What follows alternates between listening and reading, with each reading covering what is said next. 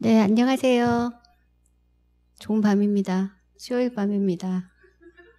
네, 같이 기도하고 시작하도록 하겠습니다. 하나님 감사합니다. 저희에게 주의 말씀을 주시고 또 읽을 수 있는 기회도 주셔서 감사합니다. 주의 말씀을 주의 뜻대로 읽을 수 있는 능력을 저희에게 주시고 매 순간 주님을 의지하는 시간이 되게 하여 주옵소서. 오늘은 복음서를 함께 배웁니다. 예수님의 이야기를 통해 하나님의 뜻을 구하는 그 일을 함께 배우는 귀한 시간이 되게 하여 주옵소서. 예수님의 이름으로 기도합니다. 아멘. 네, 지난주에는 저희가 신약 성경에 대한 부분들을 이제 함께 쭉 살펴봤는데요. 오늘은 그 중에 첫 부분인 우리 복음서에 대한 부분과 마태복음을 같이 좀 보려고 합니다. 지난번 말씀드린 대로 순서대로 쭉 갈 거예요. 그래서 오늘 첫 시간이라 마태복음부터 시작하도록 하겠습니다. 먼저 여러분께 질문을 하나 드리고 싶어요. 여러분은 무언가를 기록할 때 왜 기록하시고 언제 기록하시나요? 동행일기를 생각하셔도 좋고요. 여러분이 이제 뭐 다이어리는 뭘 쓰거나 할 때 왜 여러분은 기록을 하시고 이걸 왜 해야 되나라고 생각을 하실까요?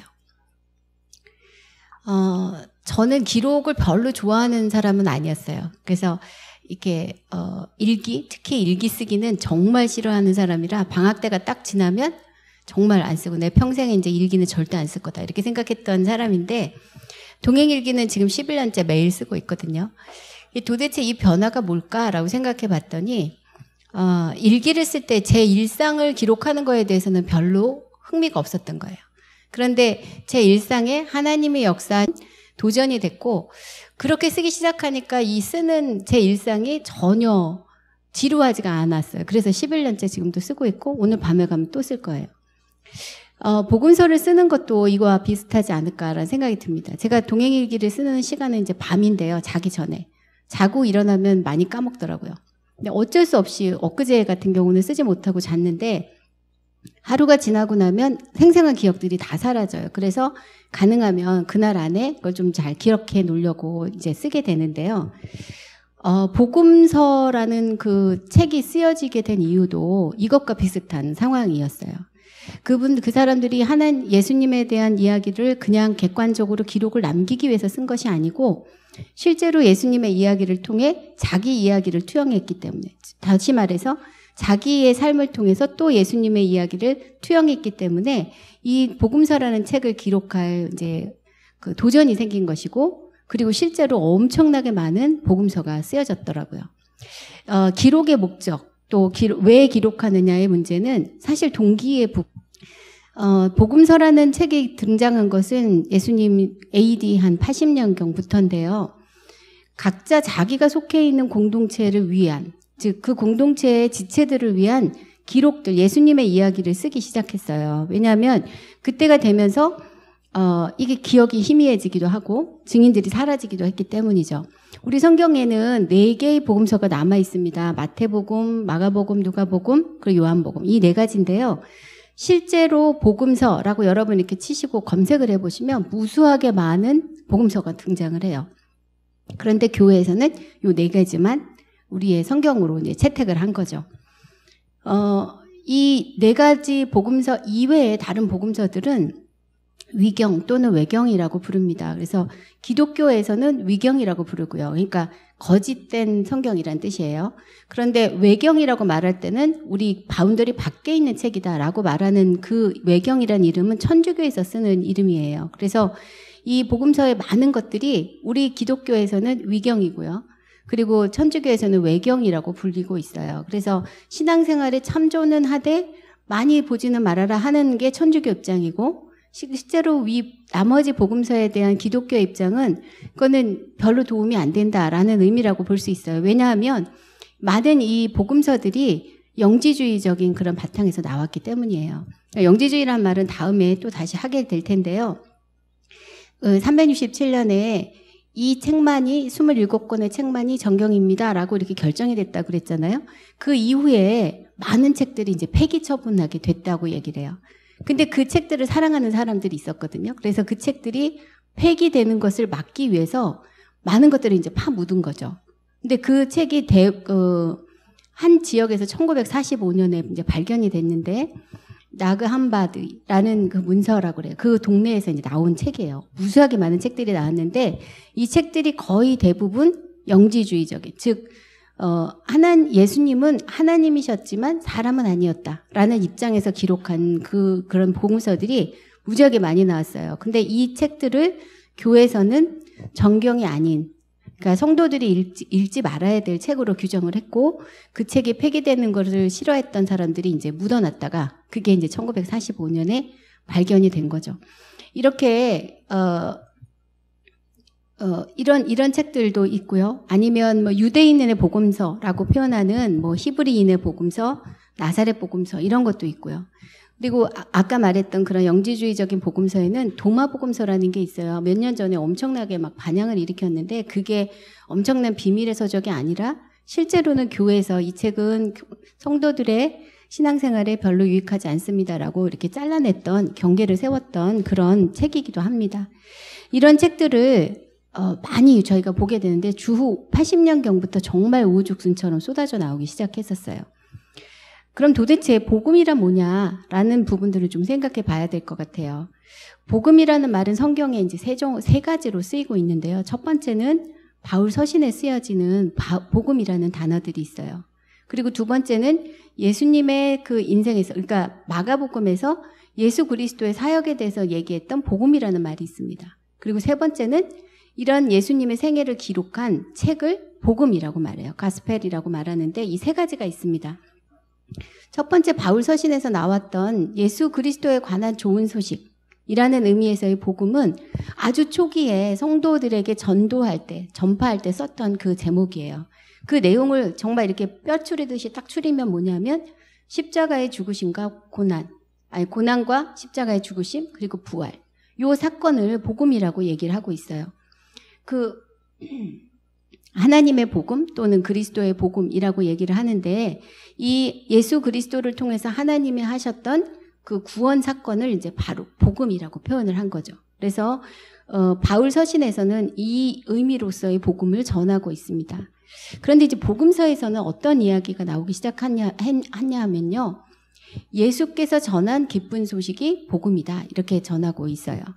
예수님의 죽으심과 부활하심 뿐만이 아니라 예수님이 삶에 살아가시는 동안에 전하셨던 말씀들, 그 말씀들이 지금 우리에게 기쁜 소식 자체이다라고 얘기를 하고 있는 거죠. 우리가 사실 어떤 사람이 죽고 나면 그 사람의 인생에 대해 한마디만 남아요. 묘비명이 남죠. 그래서 우리가 나는 이런 사람으로 기록되고 싶어 라고 생각하지만 실제로 내 원함대로 그 묘비명이 남는 사람은 많지 않을 것 같아요. 예수님의 인생에 대해서, 삶에 대해서, 하나님의 아들로서 살았던 것에 대해서 십자가의 고난과 죽으심과 부활이라고 이렇게 요약된 그 삶이 단순하게 그 삶으로 끝나는 것이 아니라 그 평생에 살았던 삶으로 확장된 것이 바로 두 번째 의미에서의 예수님의 삶이 드러내고 있는 복음이라는 의미가 되는 겁니다. 그리고 이것이 결합돼서 기록된 것이 바로 복음서가 된 거예요. 이 복음서를 통해서 예수님의 그 죽으심, 그리스도의 복음이라고 말한 하나님께서 하시는 복된 소식이 어떻게 예수님의 가르침과 하나가 됐는지에 대한 부분들을 우리가 이제 한 번에 읽을 수 있도록 그렇게 제공이 되고 있어요. 근데 사실 이 형태가 우리에게 주신 예수 그리스도의 복음의 확증된 형태예요.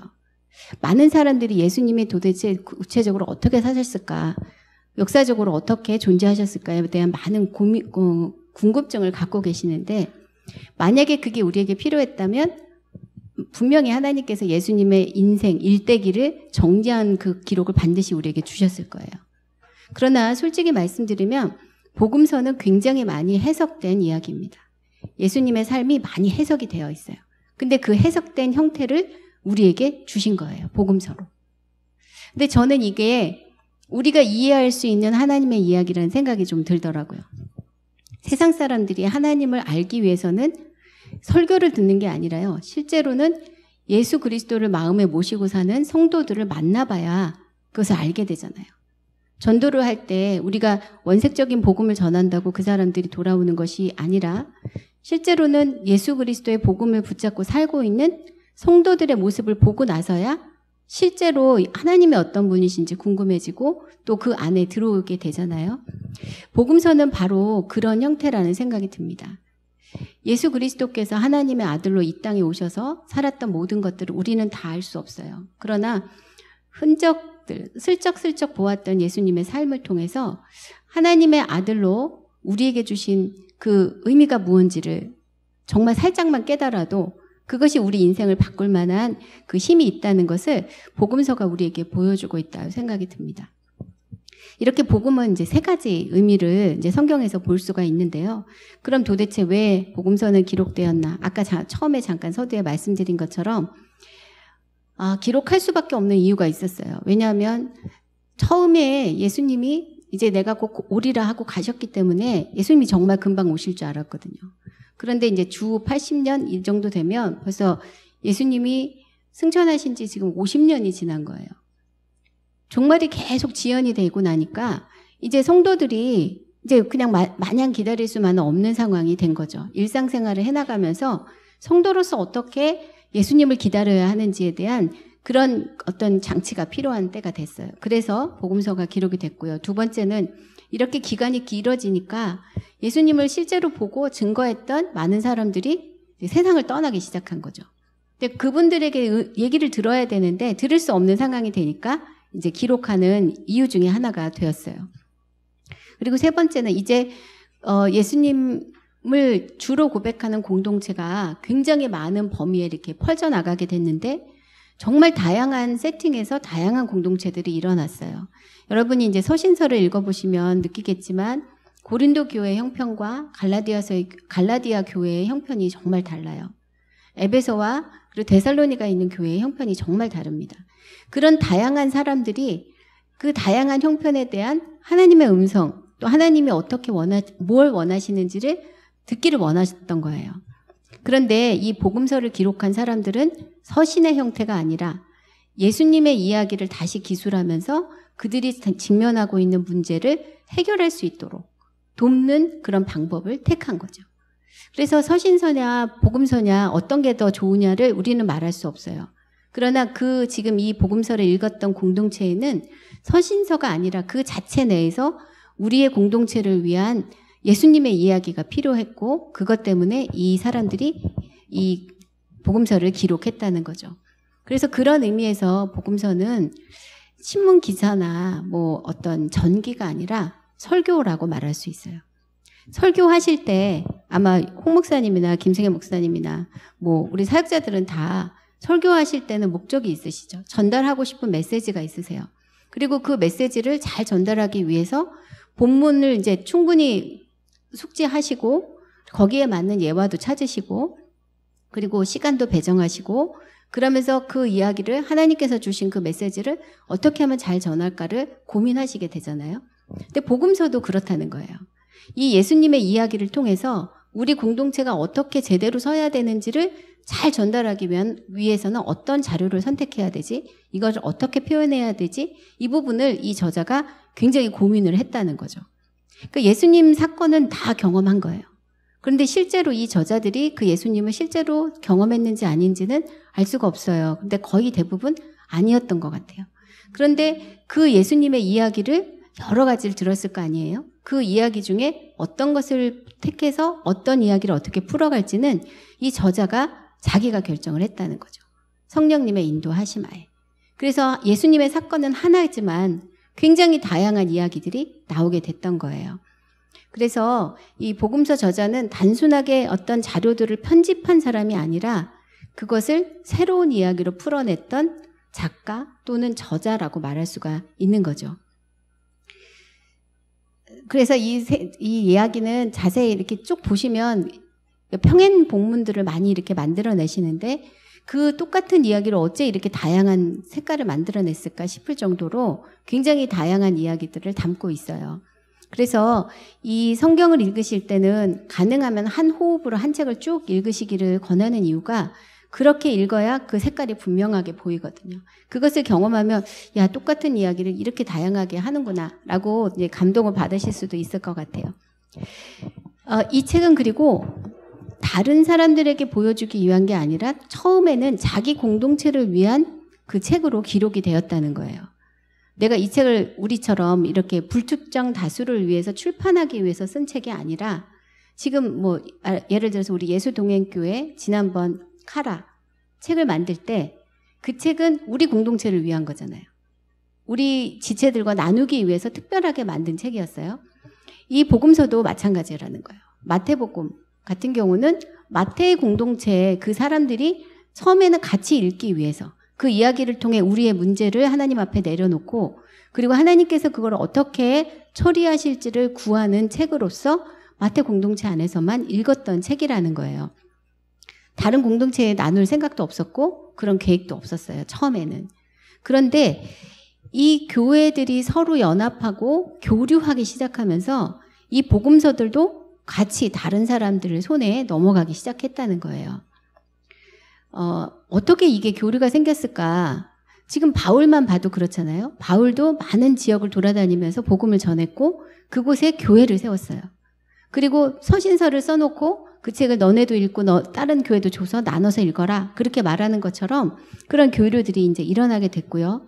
또 하나는 박해로 인해서 이 성도들이 자기가 살던 곳을 떠나야 되는 일들이 자주 있었어요. 그래서 그들이 떠나면서 자기가 사랑했던 성경, 우리 공동체에서 내가 은혜 받았던 이야기를 들고 가는 그 상황들은 얼마든지 예상할 수가 있겠죠. 이런 일들이 벌어지면서 원래 다른 성경, 다른 공동체와 이것을 쉐어할 생각이 없었던 그런 계획이 없었던 복음서들이 다른 공동체와 이것을 나누는 일이 일어나기 시작한 거예요. 근데 이제 복음서가 쉐어가 되는 게 문제가 되는 게요. 서신서들은 그게 별로 문제가 안 돼요. 그 교회는 그런 상황이었나 보다. 이렇게 생각하면 되는 일인데 복음서는 예수님에 관한 이야기잖아요. 이것이 쉐어가 되면서 사실은 조금 어려운 문제들이 생기게 된 거예요.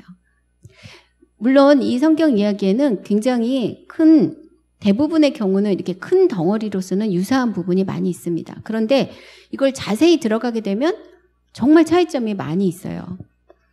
예수님의 탄생 이야기는 어떤 게 맞을까요? 마태복음의 이야기가 맞을까요? 누가복음의 이야기가 맞을까요? 십자가에 달린 두 강도는 두 사람이 다 예수님을 비난했을까요? 한 사람만 비난했을까요? 예수님의 제자들은 12명일까요? 아니면 그 이상 더 많이 있을까요? 이들은 제자라고 부르는 게 맞을까요? 사도라고 부르는 게 맞을까요? 이게 간단하지만 지금 제가 이 이야기한 것은 이 복음서 4개 안에서 충돌하고 있는 이야기예요.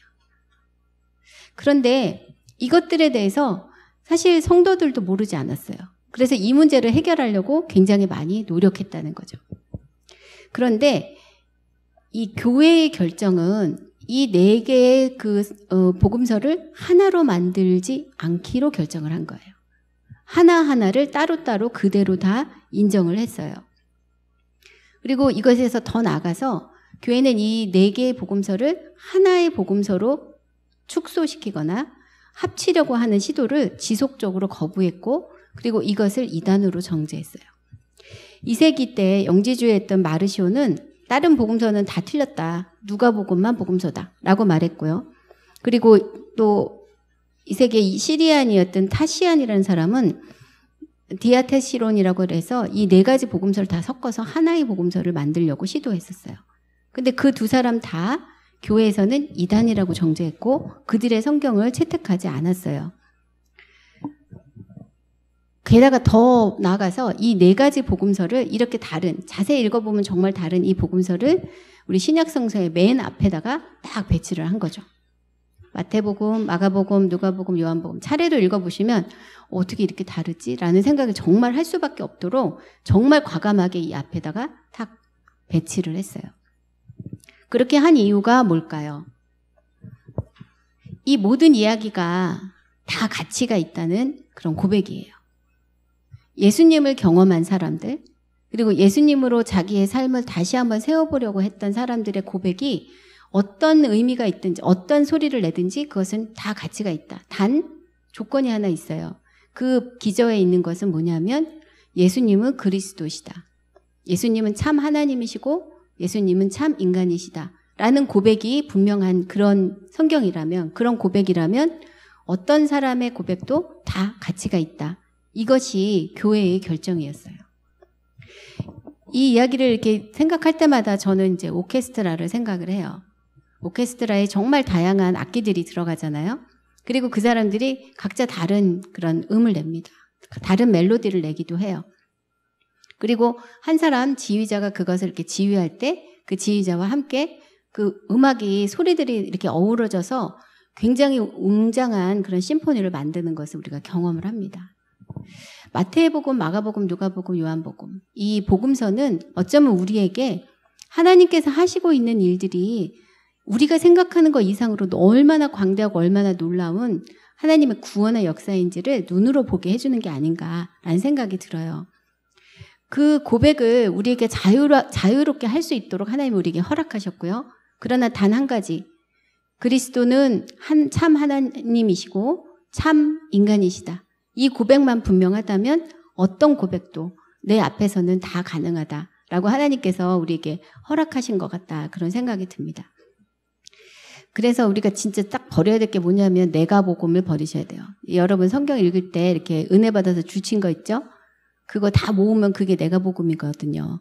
근데 내가 기준이 돼서 만들었던 모든 이야기들이 그것이 나의 기준이 되고 하나님의 기준을 넘어가게 되면 그것이 또 다른 이단이 될 수 있어요. 하나님 안에서 우리가 줄치고 은혜 받은 것 그거 자체가 중요한 것이 아니라 하나님이 우리에게 허락하신 모든 것이 다 중요하다. 정말 열린 마음을 갖는 것이 어찌 보면 가장 중요한 복음이 아닐까라는 생각이 듭니다. 복음이라는 그 책에 이름을 붙인 사람은 마가가 처음인데요. 사실은 이 마가복음, 누가복음, 마태복음 이 책 이름을 지은 것은 이 저자가 지은 게 아니에요. 저자가 아니라 이제 교회가 이름을 붙이게 됩니다. 그런데 이 자기 책에 복음이라는 말을 처음 쓴 사람은 사실은 마가예요. 그래서 마가가 어찌 보면 이 복음서라는 그런 어떤 그 장르를 처음으로 개발한 사람이라고 볼 수도 있죠. 이 복음서는 예수님의 전기 형태로 되어 있는데 그 중요하게 오버랩되는 부분은 이런 거예요. 예수님의 출생과 세례 부분, 그리고 공생애, 그리고 십자가의 죽음과 부활. 이 내용이 들어가 있는 것이 이제 복음서라고 얘기를 합니다. 그리고 아까 말한 것처럼 참 하나님이신 예수 그리스도께서 또 우리 안에 어떻게 오시게 됐는지 그 부분들을 그 일상의 삶을 통해서 이제 증거하는 것이 이 부분이에요. 이 복음서는 4가지가 있는데 그 중에 3가지를 이제 저희가 공간복음서라고 부릅니다. 공간복음이라는 말은 히라보에서 이렇게 잘라서 붙인 부분인데요. 앞에 그러니까 시놉시스라고 불러요. 신이라고 말한 것은 함께라는 말이고요. 업시스라는 말은 보다라는 뜻이에요. 그래서 결국 같은 관점으로 보는 책이라는 뜻이거든요. 그런데 실제로 이제 보게 되면 상당히 달라요. 그렇지만 이제 유사한 부분이 있습니다. 어떤 부분이냐면 세례 요한이 등장하고 예수님의 시험이 있고 예수님의 갈릴리 활동이 있는 부분, 그리고 예루살렘으로 여행을 가는 그 영역이 있어요. 그리고 예수님이 예루살렘에 도착해서 예루살렘 활동을 하는 부분이 있습니다. 그리고 마지막에 예수님의 순환과 부활의 이야기가 있는데요. 이 제목은 비슷하지만 그 분량이 상당히 차이가 나요. 저희가 한번 그림을 볼까요? 잘 보이실지 모르겠습니다. 이 순서대로 넣은 거예요. 전 역사, 즉 이 갈릴리 활동이 시작하기 전에 있었던 그 부분은 마태복음과 누가복음에는 들어 있어요. 그러나 마가복음에는 등장하지 않습니다. 그리고 그 다음에 나온 것이 이제 갈릴리 활동의 부분이고요. 그리고 가장 많은 분량의 차이를 보이고 있는 것이 이제 도상이라는 부분이에요. 그래서 마태복음은 2장이고요. 마가복음은 1장, 그리고 누가복음은 10장, 11장 정도가 됩니다. 저게 왜 한 장인데 마가복음이 더 크게 보이냐 하면요. 백분율로 해서 그래요. 백분율로 해서 이렇게 그려서 실제로 보면 이 복음서 내에서 이 도상이라고 말하는 갈릴리에서 예루살렘으로 가는 그 도중에 일어났던 일에 대한 그 기록이 엄청나게 차이가 나는 것을 이제 볼 수가 있어요. 그리고 예루살렘의 활동과 또 순환과 부활에 대한 이야기들이 이제 이렇게 기록이 되고 있는데 제목을 보면 사실은 비슷한 얘기지만 실제로 내용에 이제 강론으로 들어가면 굉장히 많은 차이가 있다는 걸 아까도 말씀을 드렸어요. 이걸 도대체 어떻게 이해하고 풀어내야 될까 많은 학자들이 고민을 하거든요. 근데 그 중에 그 이유를 어떤 식으로 생각을 하냐 하면 이 마가복음, 마태복음, 누가복음, 요한복음은 좀 빼고요. 이 세 복음서가 기록이 될 때 이분들이 공통된 자료를 사용한 게 아닐까라고 생각을 합니다. 그래서 이제 마가복음이 제일 먼저 기록되어 있고 실제로 이 나머지 세 복음서는 이 마가복음의 행적과 비슷한 그 흐름을 갖고 있기 때문에 마가복음을 기준으로 이것을 구성하지 않았을까라고 생각을 해요. 거기다가 이제 마태복음과 누가복음에는 예수님의 가르치심, 이야기에 관한 부분들이 상당히 많이 들어있어요. 그래서 그런 자료가 있지 않았을까라고 생각하고 그리고 마태복음에만 나타나는 어떤 특별한 사건들이 있거든요. 그래서 그분들이 사용한 특별한 자료가 있을 거다라고 생각하고 누가복음도 누가만 쓰고 있는 어떤 특별한 이야기들이 있거든요. 특별히 저 갈릴리에서 예루살렘으로 가는 그 부분에는 누가 복음서에만 발견할 수 있는 정말 노다지들이 되게 많이 있어요. 그래서 그 특별한 자료를 사용하지 않았을까라고 생각을 합니다. 요한복음과 공관복음의 어떤 공통점이라면 사실은 그냥 순한 이야기 말고는 앞에 부분은 정말 많이 틀려요. 그리고 관도 정말 틀립니다. 그래서 요한복음은 나중에 따로 보기로 하겠습니다. 아까도 말씀드렸지만 이게 비슷한 것 같지만 자세히 볼수록 이야기들이 굉장히 차이점이 있다. 그러나 자세히 볼수록 단 한 가지 고백이 동일한데 그것은 예수님은 그리스도이십니다. 라는 고백이라고 말씀을 드렸어요. 예수님은 하나님이시고 또한 사람이시다. 이것이 맞다면 어느 누구든지 어떤 사람의 고백이든지 얼마든지 교회에서 수용할 수 있는 다양한 우리는 다 수용할 수 있다라는 결정이 바로 교회의 결정이라고 그렇게 말씀드리고 싶습니다. 이 복음서를 정리를 하다가 그 빌립보서 2장 5절부터 11절 말씀이 생각이 났어요. 그리스도 송가라고 말하는 그리스도 창가라고 말하는 예수님이 어떤 분이십니다라는 고백하는 그 시편인데요. 저는 이 복음서가 바로 이 그리스도 송가의 스토리 버전이 아닐까라는 생각이 듭니다. 그래서 그리스도 송가는 노래라면 사실 복음서는 이야기가 되는 거죠. 그래서 아이들한테 읽어주는 동화책 같이 그런 이야기 버전으로 좀 길고 풍성하게 나눌 수 있는 그리스도의 송가가 복음서가 아닌가라는 생각을 하게 됐습니다. 네, 이번 주부터 이제 4주 추석 끼고 기도회 끼고 하니까는 한참 길어지긴 할 텐데요. 그 기간 동안에 저희가 이제 복음서를 같이 보도록 하겠습니다. 예, 처음에 저희가 함께 할 것은 마태복음이에요. 제가 지난주에 이 책이 도대체 제목이 뭘까, 키버스가 뭘까, 요절이 뭘까 한번 생각해 보시라고 말씀을 드렸는데 먼저 팁을 드리고 여러분이 찾는 것도 좋겠다라는 생각이 좀 듭니다. 저는 제목을 예수 그리스도시요 살아계신 하나님의 아들이시다 라는 그 베드로의 고백을 제목으로 잡아봤어요. 마태복음 16장 16절에 보면 시몬 베드로가 대답하여 이르되 주는 그리스도시요 살아계신 하나님의 아들이시니이다 라는 고백이 나오고요. 27장 54절에 보면 백부장과 및 함께 예수를 지키던 자들이 지진과 그 일어난 일들을 보고 심히 두려워하며 이르되 이는 진실로 하나님의 아들이었도다 하더라 라는 고백이 나옵니다. 베드로의 고백은 유대인으로서의 고백이고요. 그리고 백부장의 고백은 이방인으로서의 고백이에요. 그러나 둘 다 예수님은 하나님의 아들이다라는 고백을 이제 함께 하고 있습니다. 자, 마태복음에 들어가기 전에 우리 이제 심기일전하기 위해서 그림을 잠깐 보도록 하겠습니다. 네. 자, 이게 뭐냐면요. 가버나움에 있는 그 시나고그, 그러니까 회당의 그림입니다. 회당에 당시에는 이제 성전을 다 갈 수가 없는 상황이고, 그리고 또 동네마다 말씀을 공부하는 그런 그 장소가 있었는데 그게 이제 회당이라고 지난주에도 말씀을 드렸잖아요. 그 회당의 그림입니다. 그 다음 분 한번 보여주실까요? 이게 이제 가버나움에 있는 회당인데요. 다 무너졌어요. 그런데 그 터가 생각보다 굉장히 큽니다. 그 앞에 베드로의 그 장모 집이 있어요. 그런데 그 앞에 이제 이렇게 걸어갈 만한 자리에 가버나움의 회당 자리가 있습니다. 다음 그림 볼까요? 여기 보시면 밑에 하얀 돌이 있죠. 그리고 밑에 까만 돌이, 위에 까만 돌이 있는데요. 요 밑에 하얀 돌이 예수님 당시에 있었던 그 기초석이래요. 그 위에 지금 회당을 4세기 전에 만든 그런 거라고 이렇게 표현하고 있습니다. 자, 다음 한번 볼까요? 야, 여기는 어딜까요? 네, 이건 계단이에요. 어디 계단이냐면 성전에 올라가는 계단.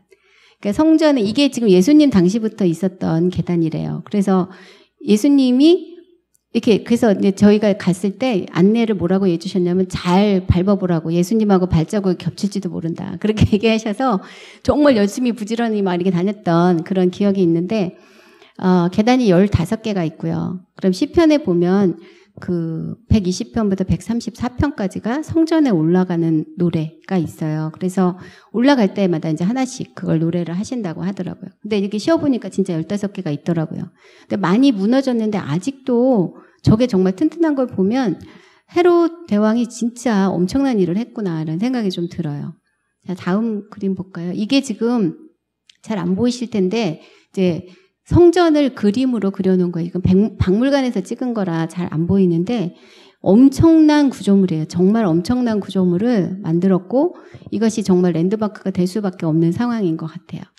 자, 그 다음 사진을 한번 볼까요? 자, 이 사진은 여기 지금 벽 보이시죠? 요 벽이 성전이에요. 그럼 저 앞에가 이제 건너편이죠. 성전 건너편에 뭐냐 하면 상상이 혹시 가시는지 모르겠어요. 저게 뭘까요? 저게요, 사실은 다 무덤이에요. 무덤. 근데 이제 위치를 찾아보니까 저게 이제 그 테러로 희생당한 사람들을 위한 무덤 자리더라고요. 그런데 유대인들에게는 어떤 그 소망이 있냐면 카톨릭도 마찬가지고 아마 개신교, 열심히 있는 개신교도 그럴 거예요. 예수님이 이제 재림하시면 그 부활이 여기서부터 일어난다고 생각한대요. 성전의 근처부터. 그래서 무지무지하게 비싼 자리라고 얘기를 하더라고요. 그래서 일반인은 지금은 갈 수도 없다고 얘기를 하는데 그 예루살렘 묘지 이렇게 해서 찾아보시면 굉장히 많아요. 예루살렘 주변에. 많은 사람들이 이제 마지막 날 종말이 오면 예수님과 같이 부활하려고 이제 준비하시는 분도 있고 유대인들도 마찬가지죠. 유대인들도 지금 그 메시아를 기다리고 있기 때문에 그날이 오면 자기들도 죽은 사람이 다 부활한다고 믿는 사람들이 많이 있거든요. 그래서 저기가 지금 다 무덤이에요. 엄청난 무덤이 있어요. 그래서 성전과 죽었지만 그 소망을 가진 자들의 그것이 공존하는 곳이 이제 예루살렘인 것 같아요. 네. 여기까지. 마태복음에서 지금 보고 있는 여러 가지 그 생각들을 제가 좀 잠깐 나누려고 한 거예요. 그래서 이 마태복음에서는 회당과 성전 그리고 죽은 자의 부활에 대한 부분들은 사실 모든 복음서에서도 다 중요한 부분이지만 바로 그런 개념들이 우리가 복음서를 읽을 때 계속 기억하고 있어야 되는 부분이기도 합니다. 마태복음이 기록된 것은 아까 복음서가 AD 한 80년경부터 쓰여지기 시작했다고 했는데요. 마태복음은 90년경에 쓰여졌을 거다라고 생각을 합니다. 그리고 그 시리아 지역에 있는 초대교회에서 쓰여졌다고 생각해요. 이 복음서의 저자가 마태라고 이제 알려지게 된 이유는 AD 125년에 파피아스라는 그 교부가 이 마태가 여기에 그 저자일 거다라고 주장을 했었어요. 그리고 처음에는 히브리어로 쓰였는데 나중에 헬라어로 번역됐을 거다라고 이제 얘기를 한 건데 실제로는 그렇지 않다는 그 증거들이 많이 나와서 지금은 단지 유대인이며 나중에 교회 역사에서 제자 마태와 동일시되었던 사람이 있었던 공동체를 위해서 누군가가 쓰였다고 그렇게 이제 마태복음이 생각을 합니다. 마태복음을 이렇게 읽어보시면 몇 가지 이제 특징을 볼 수가 있는데요. 첫 번째는 그 유대교 회당 공동체와 계속 갈등을 일으켜요. 그러니까 바리새인들 그 사람들하고 이제 논쟁하는 이야기들이 이제 많이 나오죠. 그리고 바리새인들은 지난주에도 제가 그냥 보통 사람들에게 굉장히 존경을 받았던 종교인 집단이라고 말씀을 드렸는데 그들의 위선적인 태도에 대한 비난들 그리고 그들이 지금 지향하고 있는 의보다 더 나은 의, 더 완전한 의에 대한 이야기들을 예수님이 계속 하시고 있고 그래서 이제 계속 갈등이 일어나고 있는 부분들을 볼 수가 있어요. 그리고 굉장히 유대적인 색깔이 강하면서도 이 마태복음은 계속 이방인에 대한 관심을 줄이지 않고 있어요. 그리고 예수님의 마지막 명령을 생각해 보시면 28장 마지막 19절 20절을 보면 나가서 열방으로 모든 족속을 제자 삼으라는 말씀을 하시잖아요. 그러니까 이방인들에 대한 관심을 계속 갖고 있는 유대인들이었나라고 생각을 할 수밖에 없는 그런 상황입니다. 그리고 여기서는 굉장히 엄격한 예수님의 설교들이 계속 이어지고 있어요. 근데 그 설교들의 내용들은 뭐냐면 너희가 믿는 자답게 합당한 그 삶의 열매를 맺어라 라는 이야기들을 계속하고 있죠. 그래서 너희가 모세가 지금 주었던 율법을 더 완벽하게 완전하게 행할 것에 대해서 예수님이 계속 요구를 하고 계시는데 그렇지 않으면 이제 외식하는 거라고 말씀하시는 그 말씀들이 계속 있어요. 그리고 이 안에도 거짓 예언자가 있었구나라는 부분들을 우리가 좀 이 본문을 찾아보시면 알 수가 있고요. 마태복음에서 이렇게 정말 이렇게 핀 조명을 계속 받고 있는 사람은 누구냐 하면 베드로예요. 긍정적인 의미에서. 그래서 베드로를 중심으로 이 공동체를 우리가 이제 볼 수가 있습니다. 기록한 목적은 무엇일까? 아까 제가 그 요절 말씀이 바로 이 부분이에요. 예수가 하나님의 아들이시다 라는 것을 유대인들도 고백하고 이방인들도 고백하게 하는 것. 그것이 마태복음이 지금 기록하고 있는 마태복음을 기록한 목적이라고 볼 수가 있어요. 이 전체 구조를 한번 보겠습니다. 전체 구조는 4장 22절까지는 예수님의 공생애가 시작하기 전까지의 이야기가 있어요. 그리고 4장 23절부터 9장 35절까지는 메시아 예수께서 이제 말씀을 가르치는 이야기가 나오는데 이 마태복음에는 전체적으로 5개의 설교가 들어있어요. 그리고 5장부터 7장까지는 산상 설교, 산상 수훈이라고 하는 설교가 들어있고요. 그 다음에 9장에서 10장까지 그 내용 중에는 파송 선교가 들어있고 또 13장에는 천국을 비유하는 설교가 들어있고 그리고 18장에는 성도가 어떻게 생활해야 되는지 용서에 대한 이야기 이런 이야기들이 18장에 기록이 되어 있어요. 예루살렘 활동하는 과정 중에서도 23장에서 25장까지는 종말에 관한 설교를 하고 계십니다. 그리고 이 상황이 다 끝나고 나서 순환을 당하시고 죽으시고 부활하시고 다시 나타나는 그 과정들이 마지막 부분에 이렇게 나오게 되는데 이 5가지의 어떤 그 큰 덩어리를 앞뒤로 앞에 예수님의 탄생 이야기 그리고 예수님의 부활 이야기가 이렇게 싸고 있는 것처럼 그렇게 내용을 구성하고 있는 것을 볼 수가 있어요. 마태복음에 대해서는 이제 괄호 구조라고 표현하는 게 있는데요. 이 말은 그냥 쉽게 말하면 앞과 뒤에 같은 말을 반복해서 이것이 한 덩어리다라는 것들을 드러내고 보여주고 있다는 거예요. 이게 전체를 봤어도 그래요. 1장 21절부터 23절까지 보면 임마누엘 하나님에 대한 얘기를 하고 있죠. 그리고 28장 18절부터 20절까지 보시면 내가 너희와 항상 함께하리라 라고 얘기를 해요. 즉 임마누엘이라는 말이 1장과 28장에 반복돼서 나타난다는 거죠. 이게 괄호 역할을 하고 있다는 거예요. 이 안에서 예수님이 이 땅에 오신 이유를 설명해 주고 있어요. 내가 참 하나님이고 참 사람으로서 이 땅에 온 이유, 그것은 내가 너희와 함께하기 위함이다.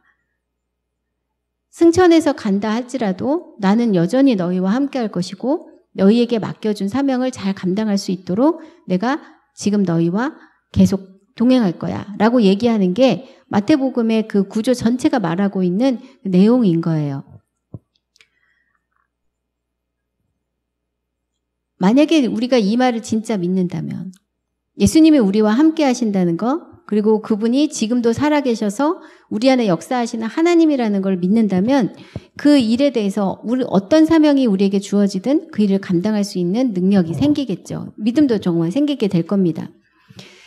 이 부분들이 지금 제가 아주 큰 범위로 말씀을 드렸는데 이 4장 23절부터 9장 35절 즉 처음 나오는 그 갈릴리에서의 그 산상 설교 그 내용에 또 보면 이것이 똑같이 반복이 되고 있어요. 그래서 4장 23절에는 이렇게 기록되고 있어요. 예수께서 온 갈릴리에 두루 다니사 그들의 회당에서 가르치시며 천국 복음을 전파하시며 백성 중에 모든 병과 모든 약한 것을 고치시니 라고 말하고 있는데 9장 35절에도 비슷한 내용을 반복하고 있어요. 즉 이것이 이제 하나의 괄호에 들어가게 된 거죠.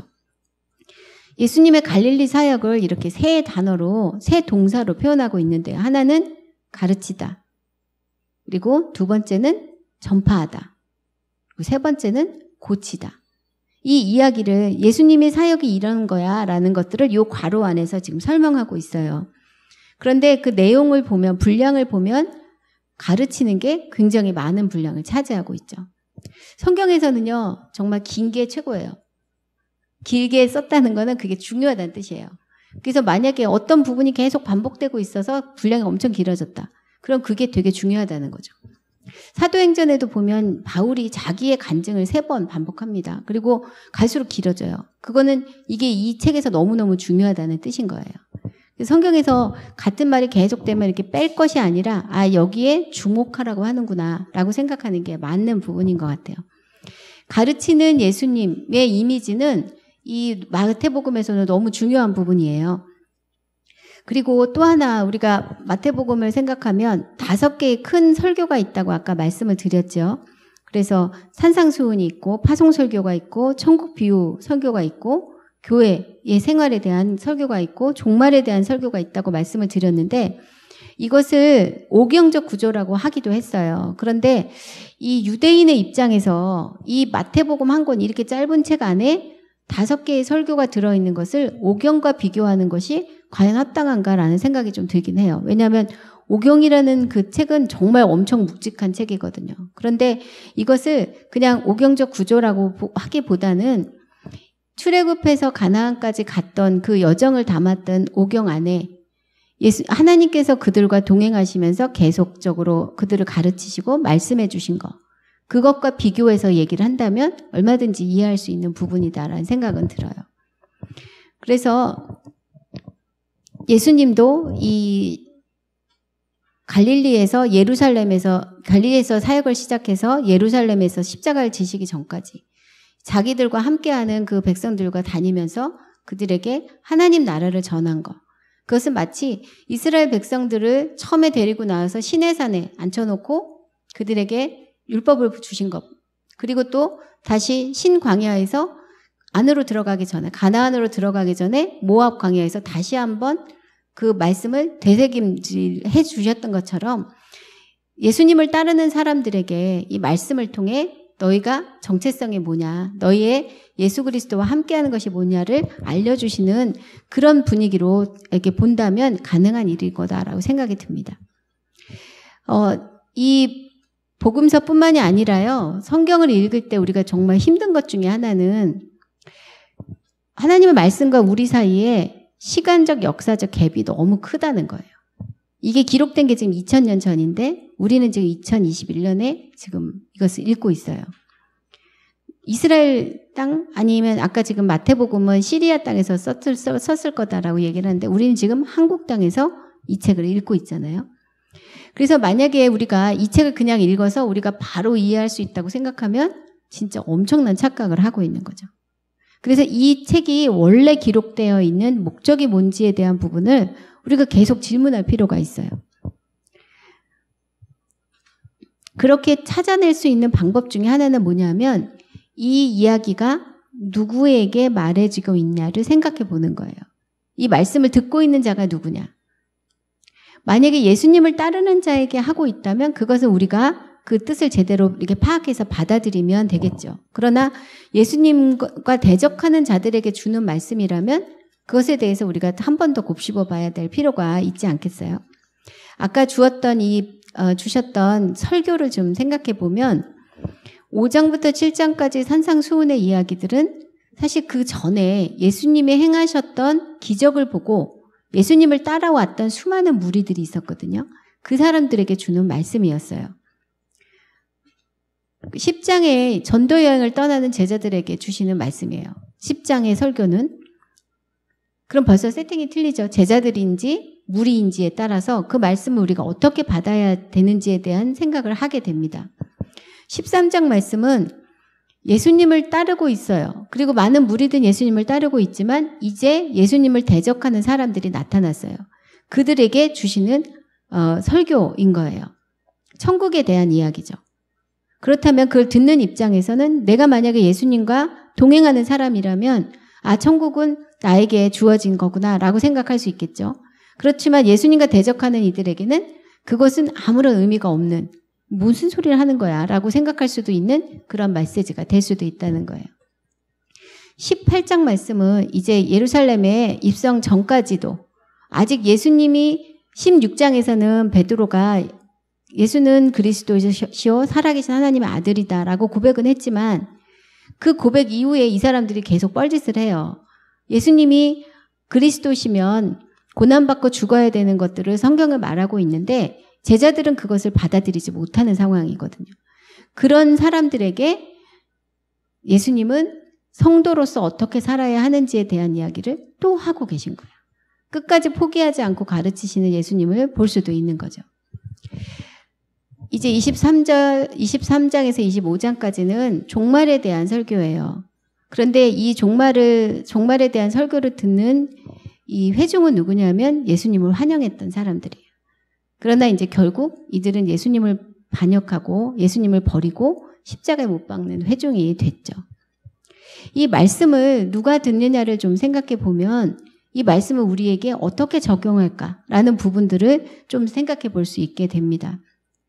하나님의 뜻이 무엇이었는지, 이것을 처음 말하고 있었던 뜻이 무엇인지를 좀 생각해 보는 게 필요한 부분이에요. 문자적으로 적용하는데 너무 애쓰지 말 것을 얘기를 하고 있는 거죠. 많은 부분에 특히 이제 그 시대적인 배경을 갖고 있는 이야기들은 우리에게 직접 적용이 불가능해요. 그러니까 오리를 가져가 하는 그 병사에게 심리를 가라. 이게 도대체 무슨 세팅인지 우리는 잘 모르잖아요. 그러나 우리가 곰곰이 생각해 보면 그 안에 강제적으로 나에게 무언가를 시키려고 하는 사람에게 오히려 자발적으로 더 많이 섬겨주다라는 말을 우리는 배울 수가 있어요. 그럼 우리가 적용해야 될 것은 오리를 가는데 심리를 가주는 게 아니라 실제로 나에게 엄한 것을 요구하는 사람에게 자발적으로 많이 섬겨주는 사람이 되어야겠다라는 적용을 할 수가 있다는 거죠. 마태복음에도 그런 이야기들이 되게 많이 나와요. 그러나 우리가 좀 기억해야 될 것은 이 신약에 나온, 특히 마태복음에 나오는 이 율법 조항 같은 것들, 너는 이렇게 해라, 뭐 눈에 들보 얘기하실 때 뭐 비판하지 마라 라고 얘기를 했을 때 그것이 구약에 있는 율법과는 다르다는 것을 꼭 기억해야 해요. 오히려 그 표현은 굉장히 강해요. 더 강해요. 그러나 우리는 이 말씀을 읽는 우리는 이미 예수 그리스도의 십자가로 그 은혜로 구원을 받은 사람이에요. 구원받은 사람으로서 이 말씀 앞에 서야 된다는 거죠. 이것을 행함으로써 내가 구원을 받는 자가 아니라 이미 구원을 받은 자로서 나는 이 삶을 살 수 있는 능력을 예수님께서 나에게 주셨다. 근데 내 힘으로는 안 된다. 여기 십자가의 고백이 그거잖아요. 십자가의 고백은 전적으로 나의 무기력함을 고백하는 거고 예수님의 생명으로만 살 수 있다고 얘기를 하는 거니까 그것을 붙잡고 이 말씀대로 살 수 있는 능력을 나에게 주신 것을 제가 행하게 해 주십시오 라고 고백하는 그 자리로 나가게 한다는 겁니다. 마태복음에서 나오는 이 율법의 조항들은 저희가 포기해서는 안 되는 부분이에요. 그러나 그것 때문에 위축되지도 말아야 된다는 거죠. 은혜 받은 자로, 구원받은 자로 이제 하나님께서 우리 안에서 행하실 것을 기대하는 자로 그렇게 나가야 될 거라고 믿습니다. 그리고 복음서에서 우리가 꼭 기억해야 될 것은 종말에 대한 관심을 놓치면 안 돼요. 특별히 마태복음에서는 하나님 나라에 대한 이야기들을 많이 하게 되는데 하나님 나라라고 말할 때는 이 나라가 아니에요. 지금 내가 살고 있는 이 나라가 아니라 내 삶이 지향해서 나가야 될 그 방향을 얘기를 하고 있는 거죠. 만약에 이 하나님 나라라는 개념을 빼버리면 그러면 정말 우리 복음은 그냥 도덕이 될 뿐이에요.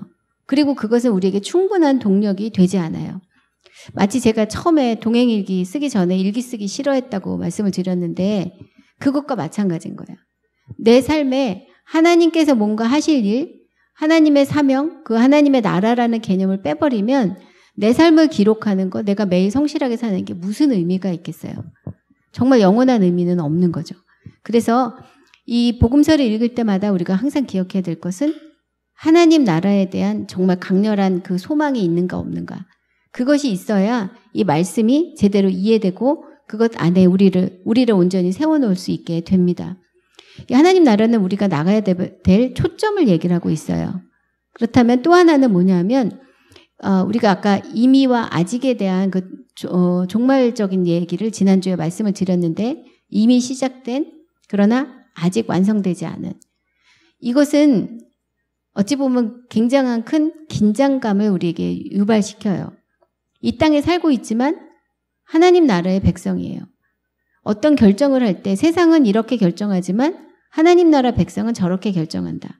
그 과정들이 평생 계속되는 거니까 우리 안에는 그러니까 끊임없는 그 긴장이 계속 있게 되죠. 그러니까 종말론적인 이해를 갖는다는 것은 우리의 초점이 하나님 나라다라는 것이 분명하고 그것 때문에 우리의 일상에서 지속적으로 긴장을 겪고 있다는 것을 이해해야 된다는 거예요. 어떨 때는 괜찮다가, 어떨 때는 넘어졌다가, 어떨 때는 충만했다가, 어떨 때는 바닥이었다가 그것이 우리가 연약한 존재이기 때문이기도 하지만 또 우리에게 하나님 나라에 대한 소망이 있기 때문에 그 일이 일어나고 있다는 거예요. 그래서 이 갈등이 없다면 오히려 정말 심각하게 생각해 보셔야 돼요. 내가 제대로 살고 있는 건가? 내가 성도로서 제대로 살고 있는 건가? 내가 이 땅에서 제대로 성도로서의 그 국민으로서의 역할을 제대로 하고 있는 건가? 그리고 이 땅에서 하나님 나라 백성으로 제대로 살고 있는 건가? 긴장감을 계속 유지하는 것도 우리가 정말 필요한 부분입니다. 네. 복음서에 우리가 이제 주목해 봐야 될 것은 복음서가 전하고 있는 두 가지 메시지가 있어요. 한 가지는 예수님이 누구신가라는 고백이고요. 또 하나는 교회가 무엇인가라는 이야기예요. 제가 아까 복음서가 기록될 때 이 복음서는 공동체를 위해서 기록됐다고 말씀을 드렸잖아요. 그래서 이 공동체들이 들어야 되는 예수님의 이야기가 뭔지 그리고 또 이 공동체가 내가 어떤 방향으로 나가야 될지를 이 복음서를 통해서 배웠기 때문에 복음서를 보면 우리가 그 두 가지를 생각해 봐야 된다는 겁니다. 그래서 예수님이 누구냐라는 질문을 마태복음이 이렇게 대답해요. 지금도 살아계신 하나님이십니다. 예수님께서. 예수님은 지금도 살아계신 하나님이십니다. 라고 고백해요.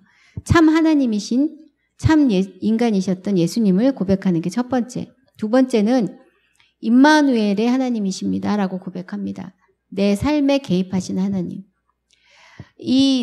우리 삶에 개입하시는 하나님의 그 개념은 굉장히 특별한 거예요. 이슬람에도 그 알라 신을 섬기죠. 근데 그 알라 신은 이 사람들에게 중생에 별로 관심이 없어요. 그냥 혼자 존재하고 독재자가 지냅니다. 어떤 신도 어떤 절대자도 그에게 예배드리는 사람들과 함께 한다고 말하지 않아요. 다스리고 억압할 뿐이에요. 그런데 예수님은 임마누엘의 하나님, 우리와 함께 하셔서 하나님의 뜻을 이루시는 하나님이십니다. 세 번째는 메시아예요. 유대인들이 구약시대부터 지금까지 아직도 간절히 기다리고 있는 그 메시아가 바로 예수님이다. 메시아라고 말할 때는 기름 부은 자라고 그때도 이제 말씀을 전하셨는데 구원의 역사를 이루시는 분이에요. 물에 빠진 사람이 자기 스스로 그 자리에서 나올 수 없는 것처럼 우리의 인생도 우리의 사람들도 자기 힘으로는 우리가 지금 직면하고 있는 모든 문제에서 나올 수가 없죠. 그것을 이루시는 분이 메시아라고 얘기를 하고 있고 그 메시아가 바로 예수 그리스도시다라고 고백하는 게 마태복음의 메시지입니다. 그리고 또 한 가지는 선생님이세요. 율법을 가르쳐 주시고 하나님께서 우리에게 주셨던 말씀을 풀어주시는 분.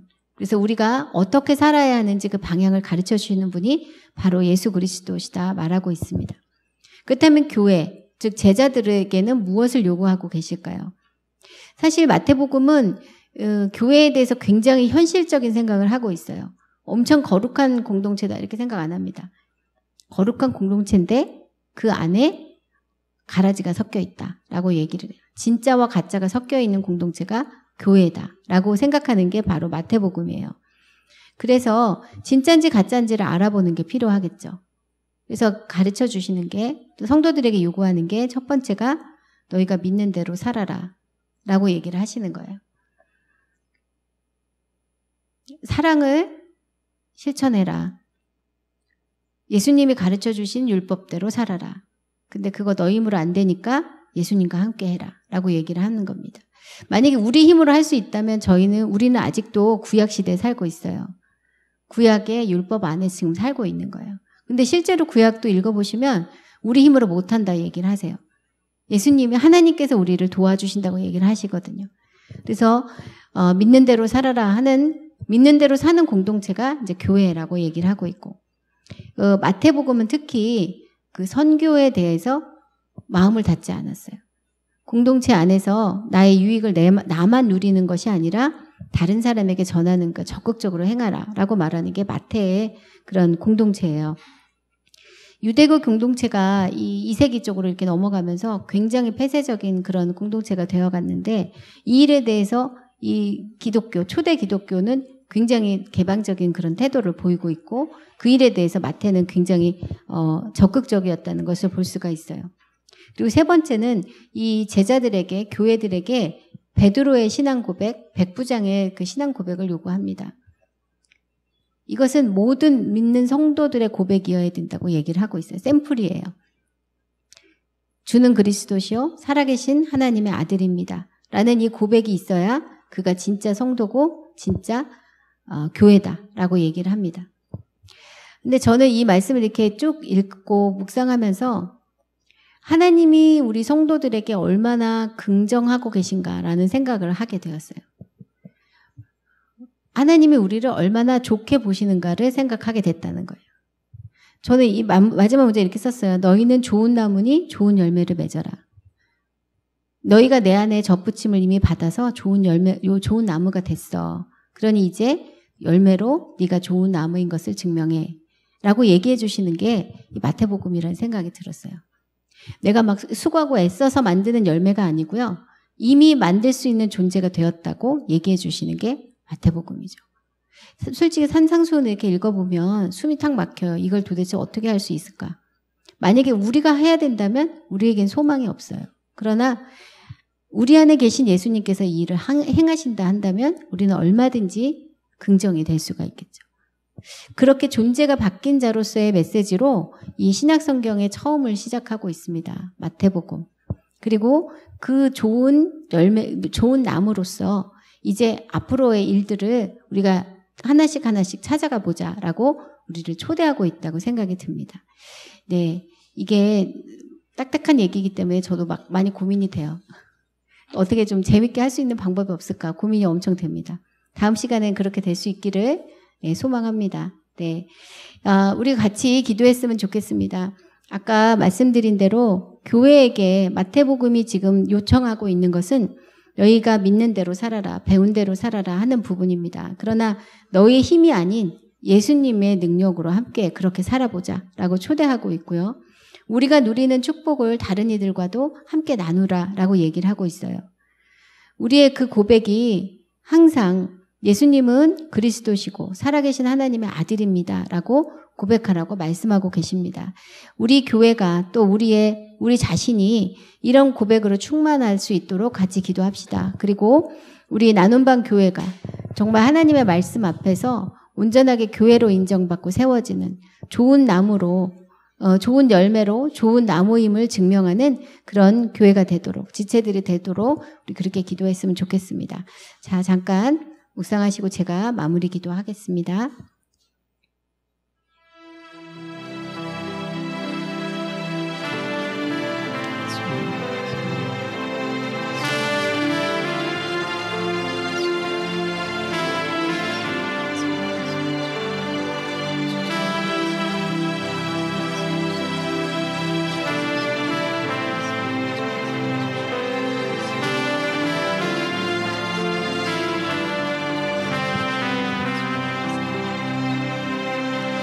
하나님, 저희에게 복음서를 허락해 주셔서 감사합니다.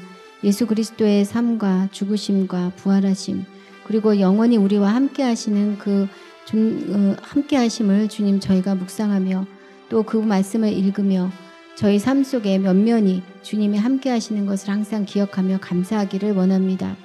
정말 살아계신 주 예수 그리스도를 하나님으로 고백하며 주님과 동행하기를 매 순간 놓치지 않도록 인도해 주시고 매일 우리에게 하시는 주의 음성을 매일 선명하게 분명하게 들을 수 있도록 인도하여 주옵소서.